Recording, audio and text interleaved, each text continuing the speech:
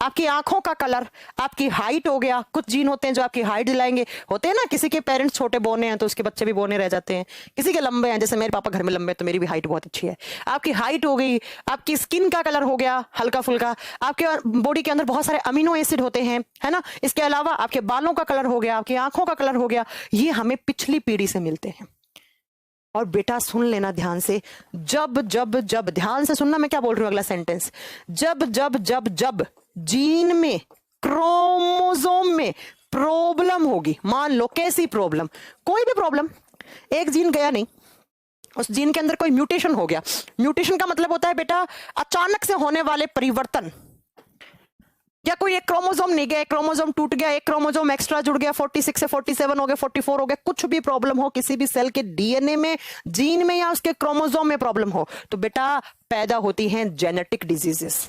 क्या? Genetic disease, genetic disorder, जिन्हें हम बोलते हैं आनुवंशिक रोग। तो बेटा अगर यहां कोई जीन था जिस जीन को अगली पीढ़ी में जाना था, मान लो यहां पर, तो इस पीढ़ी के अंदर जब जीन आया और उस जीन में कोई प्रॉब्लम आई, तो बताओ ये जीन अगली पीढ़ी में गया तो एक बीमारी पैदा करेगा, और उस बीमारी को बोलेंगे जेनेटिक डिजीज, आनुवंशिक रोग। और आनुवंशिक रोगों का इलाज नहीं होता है, और ये एक पीढ़ी से दूसरी पीढ़ी में जाते ही रहते हैं बेटा। जैसे एग्जाम्पल बताऊं, कुछ आगे पढ़ाऊंगी डिजीज वाले चैप्टर में, जैसे कलर ब्लाइंडनेस, लड़कों में बहुत होती है कलर ब्लाइंडनेस, जैसे हीमोफीलिया, जैसे थैलेसीमिया, बहुत सारी बीमारी हैं, ठीक है, नई नई बीमारियां निकल के आती हैं आजकल, तो thalassaemia, this all are genetic disorder.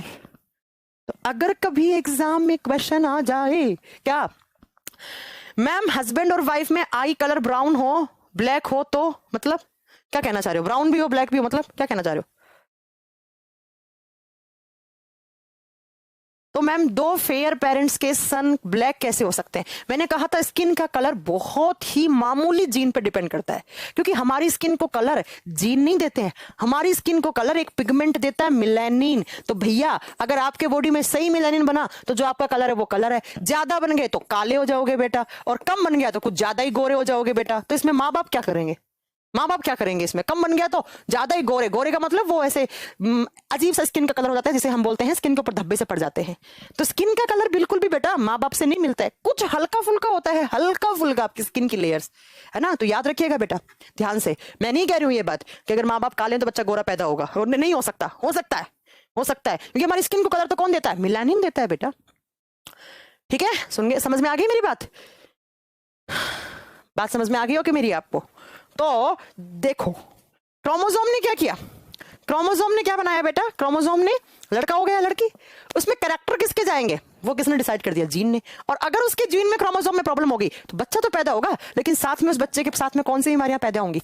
Genetic diseases, और जिनका इलाज नहीं होता है। समझ में आ गया होगा? बहुत बढ़िया, सबको समझ में आ गया। तो स्किन का कलर देने वाला पिगमेंट कौन सा है? बहुत अच्छा क्वेश्चन पढ़ा आज आपने, मिलेनिन।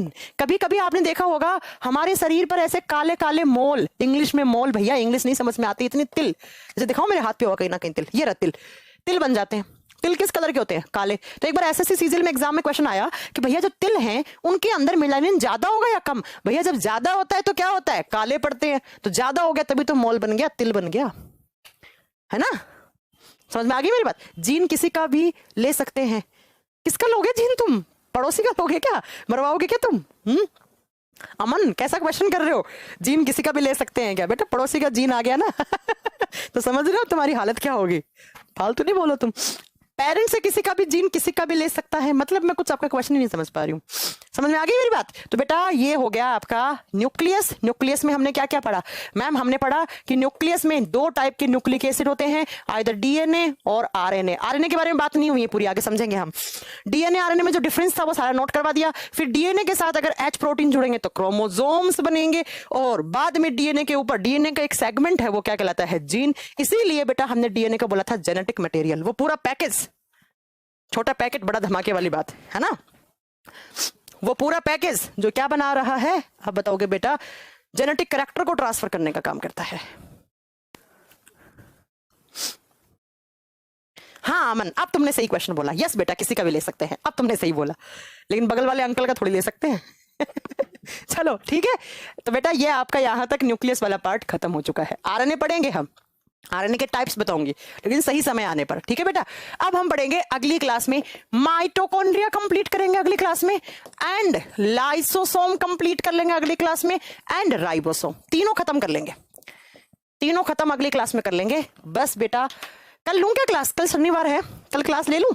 बताओ, क्लास ले ली जाए कल? वैसे तो मैं शनिवार को, आजकल मैंने सोचा है कि मंडे से फ्राइडे पढ़ाओ।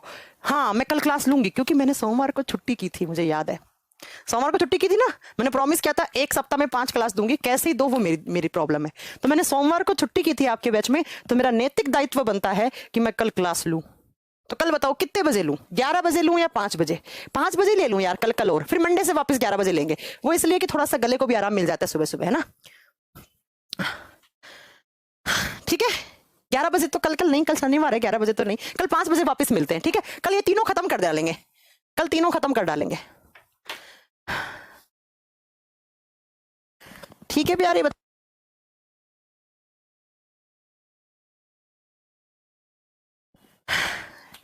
ठीक है चलो कल 5 बजे ले लेते हैं। वो इसलिए कि कल और थोड़ा सा गले को दिन में आराम दे दूं, सुबह सुबह उठ के मैं गरारे वरारे करती हूँ, तो वो इसलिए कि सुबह सुबह बड़ा गला जाम सा रहता है आजकल। क्या हो गया, ज्यादा पढ़ा लिया मैंने शायद, है ना?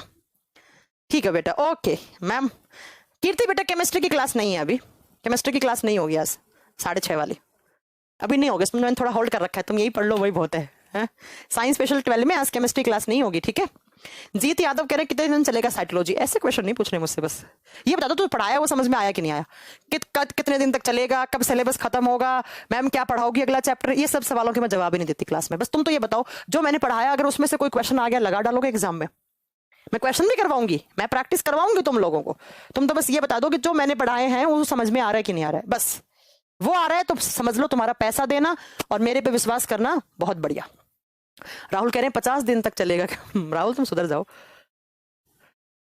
नीरज कह रहे हैं मैं आपको देखता हूँ तो मम्मी की याद आ जाती है। अच्छा नीरज तुम बहुत छोटे हो क्या, तुम यार पिट जाओगे मेरे से। ठीक है आज क्लास नहीं कर पाए संजीव, कहाँ चले गए थे? आपको बस एक ही चीज है, आपको सिर्फ जो मेरा पढ़ाया वो समझ में आ रहा है कि